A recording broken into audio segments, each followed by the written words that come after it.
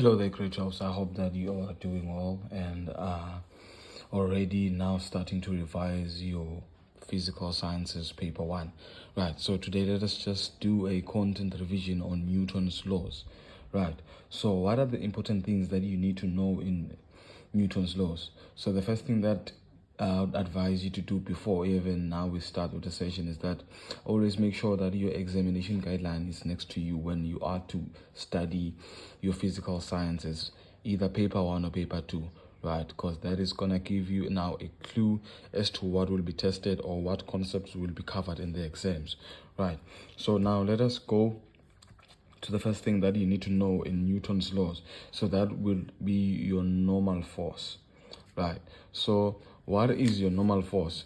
So that is defined in your examination guideline, right? So I'll just highlight in terms of what you need to know in the normal force. So normal force in the examination guideline is defined as the force or the component of a force which a surface exerts on an object with which it is in contact and which is perpendicular to the surface. So what we know is that a normal force will always act perpendicular to a surface, and obviously one thing that we need to know is that normal force is now in relation with your surface. So that would mean that for us to now deal with normal force, we'll need to have a surface. So if we have an object that would be hanging on a ceiling like this, so there's no surface here in contact with the object, so it will mean that in such circumstances we would not have normal force. I hope that makes sense, right? So we are only expecting to see normal force when an object is in contact with a surface or when an object is on a certain surface, right? Let us check the second thing that you need to know when it comes to your Newton's laws. That would be your frictional force, right? So that would be your frictional force. So what is frictional force? Now that you can also get in your examination guideline. So your frictional force is defined as the force that opposes the motion of an object, right? So opposes motion, right? So it's a force that opposes the motion of an object and which acts parallel to the surface, right? So the first part is that it opposes the motion of an object, right? So that would mean that if we have a certain object here, right, and this object is moving towards the right, therefore it would mean that frictional force would be opposing the motion, so that would be to the left. So it will mean that my friction will now be to the left, right? So, and what we must also know is that your frictional force will always be parallel to the surface, right? So let us now check. Remember, we have two types of frictional forces, right? So the first one is kinetic frictional force, and the other one is static frictional force. So you also need to know the definitions of these two as per the examination guideline. So what is kinetic frictional force? So kinetic frictional force now would be the force that opposes the motion of a moving object. So this one deals with a moving object, right? Then the examination guideline also defines the static frictional force. So what is static frictional force? This is the force that opposes the tendency, right? So the tendency,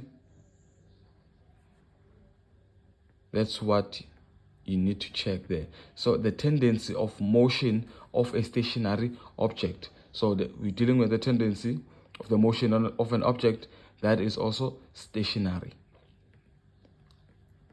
right? So we must know here that the static frictional force will always be acting on an object that is stationary, right? So okay, let us now continue with what you need to know in terms of your Newton's law, right?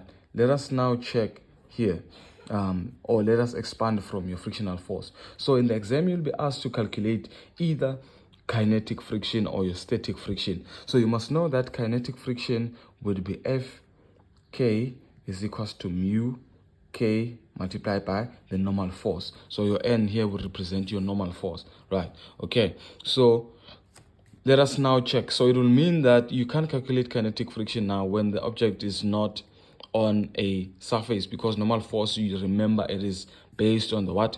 It is based on the a surface. So the object must be on a surface for us to have normal force, right? So here you must know that this is the coefficient of the kinetic friction, and this has no SI units, right? So this does not have any units. So don't find yourself now attaching any units to this coefficient, right?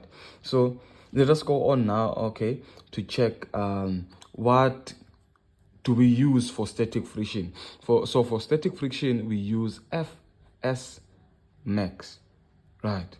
So which is, it will also look the same. So now instead of saying mu k, this will be mu s, right? Then this would be normal force, right? So be careful of what you are asked to calculate there. If you asked to calculate the coefficient of kinetic friction, therefore you're expecting a mu k. If we are asked about static, therefore we are expecting what? A mu s, right? So be very careful about that, right? So let us go on to the next thing that you need to know.